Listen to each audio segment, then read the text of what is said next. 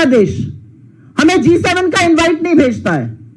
असलियत यह है कि हम अपने आप को वर्ल्ड की 4th लार्जेस्ट इकोनॉमी कह रहे हैं, हम अपने आप को फास्टेस्ट ग्रोइंग इकोनॉमी कह रहे हैं। यह अलग बात है कि सरकार के खुद के आर्थिक सलाहकार इस पर सवाल उठा रहे हैं, लेकिन कनाडा जैसा देश हमें G7 की इनवाइट नहीं भेजता है। तुझे अक्ल है?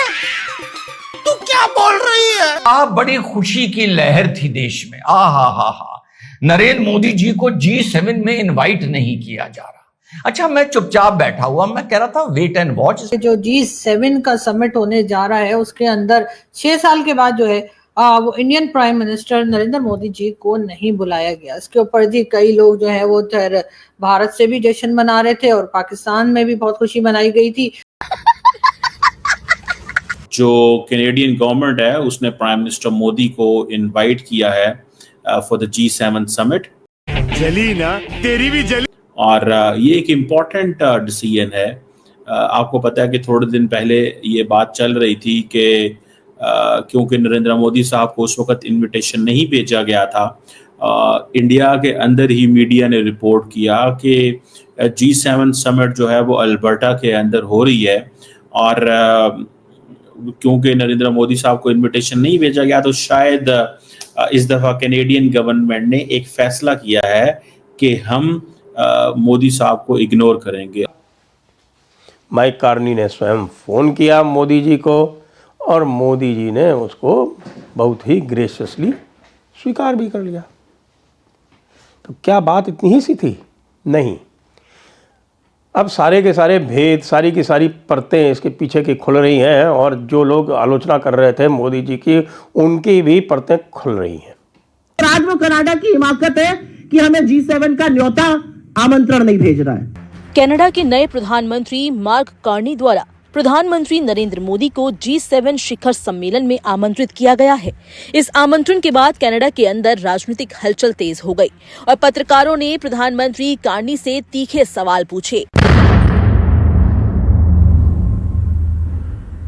हेलो फ्रेंड्स, दोस्तों, ऑपरेशन सिंदूर के बाद जो भारत ने एयर स्ट्राइक किया और उसके बाद जो पॉलिटिक्स चल रही है, दो चीज़ें बहुत कॉमन दिखाई दे रही हैं। पाकिस्तान के कुछ बयानात ऐसे हैं जिसमें कांग्रेस पार्टी उसको खुल के सपोर्ट कर रही है या उसको रिपीट कर रही है, वो कांग्रेस पार्टी में ओपोजिशन में हिट हो रहे हैं, और वाइस वर्सा कांग्रेस पार्टी के कुछ बयानात ऐसे हैं जो पाकिस्तान में हिट हो रहे हैं। पाकिस्तान में उस पर खूब चर्चा हो रही है। पाकिस्तान की मेन स्ट्रीम मीडिया में राहुल गांधी के बयानात या कांग्रेस पार्टी के जो दूसरे नेता हैं उनके जो बयान हैं वो बहुत हिट हो रहे हैं। जब तक प्रधानमंत्री मोदी जी को G7 के लिए कनाडा से इनविटेशन नहीं आया था तो कांग्रेस पार्टी ने इसका खूब मजाक उड़ाया, बल्कि भारतीय विदेश नीति का जम को कोसा। दूसरी तरफ पाकिस्तान में भी ऐसी ढोल बजाई गई कि भारत अकेला पड़ गया है, मोदी जी को कोई पूछ नहीं रहा है। लेकिन एक दिन बाद गियर बदल गया, जज्बात बदल गए। कनाडा के प्रधानमंत्री ने स्वयं फोन करके मोदी जी को इन्वाइट किया, और खाली इन्वाइट ही नहीं किया, उन्होंने एक स्टेटमेंट भी दिया। उनकी अपोजिशन पार्टी ने भी स्टेटमेंट दिया है कि भारत को इग्नोर नहीं किया जा सकता। इतने बड़े वैश्विक मंच पे भारत एक बहुत ही उभरती हुई अर्थव्यवस्था है। भारत का जो रुतबा है उसको इग्नोर नहीं किया जा सकता है, भारत को बुलाना ही पड़ेगा। मोदी जी को बुलावे के बाद अब कांग्रेस पार्टी की तो हवा टाइट हो गई है। अब उसको समझ नहीं आ रहा किस तरीके से इसको काउंटर किया जाए। बड़ी खुशी का माहौल था कि चलो कहीं तो कुछ बेइज्जती हो रही है, फॉरेन पॉलिसी का नुकसान हो रहा है, फॉरेन पॉलिसी। ब्रिक्स की जो 11th पार्लियामेंट्री फोरम कमेटी की मीटिंग हुई है उसने कलेक्टिव रेजोल्यूशन पास किया है जिसमें चाइना भी है, साउथ अफ्रीका भी है, रशिया भी है, इंडिया भी है, ईरान भी है, यूएई भी है, इजिप्ट भी है, against terror and against the incidents of April 22। Joint collective resolution pass हुआ है 11th parliamentary forum of BRICS में। लेकिन G7 समिट जो है, आपको पता है पिछले 2019 से लेके नरेंद्र मोदी साहब को हमेशा इस पे इनवाइट किया गया, और वो जाते थे जहां भी दुनिया में समिट होती थी। लेकिन इंडियन मीडिया ने रिपोर्ट करना शुरू किया और इंटरनेशनल मीडिया ने रिपोर्ट करना शुरू किया कि इस दफा नरेंद्र मोदी को इनवाइट नहीं किया जा रहा। तो अगर नरेंद्र मोदी को इनवाइट नहीं किया जा रहा, लेकिन जी अब हुआ ये कि मोदी जी को कैनेडियन प्राइम मिनिस्टर ने जो है फोन कॉल करके और G7 के लिए जी हाँ उनको इनवाइट कर लिया, उनको दावत दे दी, और मोदी जी जा रहे हैं G7 में। Why did you invite Modi for G7? Carney ने कहा कि इस समिट में दुनिया की सिक्योरिटी, एनर्जी और इकोनॉमिक स्ट्रक्चर पर चर्चा होगी और ऐसे मुद्दों पर भारत जैसे देश की मौजूदगी जरूरी है। मार्क जो है कार्नी, इन्होंने एक बड़ा स्टेप लिया, that is wise move by the way. Mark Carney उन्होंने जो बात की, उन्होंने कहा जी देखें बात यह है कि India is an important player, it's a 5th largest economy and being a 5th largest economy, being a big population, India को हम G7 से बाहर नहीं निकाल सकते। मैं इसको मुख्तलिफ एंगल से देखता हूं। मुझे ऐसा लगता है कि शायद Canada is too weak to take a decision to ignore जो है वो Narendra Modi. Canada is not that strong, Canada इतना स्ट्रांग नहीं है कि ये हम कह सकें कि जनाब ये चीज़ जो है ना वो बात हो सके की। और भारत के अपने अंदर से भी कई लोग जो हैं वो कुछ इसी किस्म की बातें कर रहे थे कि हाँ जी अब तो कोई बुला नहीं रहा है और इनविटेशन नहीं आ रहे, तो अब यकीनन वो तमाम लोग जो है अब ये सोच रहे होंगे कि अब क्या करें।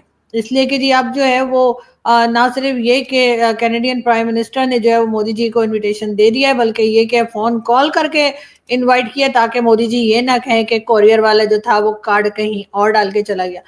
कार्नी ने यह भी बताया कि उन्होंने व्यक्तिगत रूप से प्रधानमंत्री नरेंद्र मोदी को G7 सम्मेलन में शामिल होने के लिए आमंत्रित किया और पीएम मोदी ने इस निमंत्रण को स्वीकार कर लिया। प्रधानमंत्री कार्नी ने मीडिया से बात करते हुए कहा कि भारत वैश्विक दृष्टिकोण से एक अत्यंत महत्वपूर्ण देश है। उन्होंने कहा भारत दुनिया की 5वीं सबसे बड़ी अर्थव्यवस्था है और जनसंख्या की दृष्टि से सबसे बड़ा देश है। आज की वैश्विक आपूर्ति श्रृंखला, ऊर्जा सुरक्षा, आर्टिफिशियल इंटेलिजेंस और महत्वपूर्ण खनिजों पर चर्चा के लिए ऐसे देशों की भागीदारी जरूरी है। कार्नी के अनुसार भारत की भागीदारी के बिना G7 जैसे मंच अधूरा रह जाएगा। होता क्या है, कैनेडियंस को यह था कि अगर हमने ये मौका गंवा दिया तो हम एक नई जंग शुरू कर देंगे मजीद। So now is a time कि अमेरिका के साथ मामलात खराब हैं, दुनिया की इकॉनमी सुकड़ रही है, डोनाल्ड ट्रंप साहब जो हैं वो टैरिफ्स के ऊपर बातें होंगी, तो हमें क्या ज़रूरत है एक बड़ी इकॉनमी को आउट ऑफ द लूप रखने की।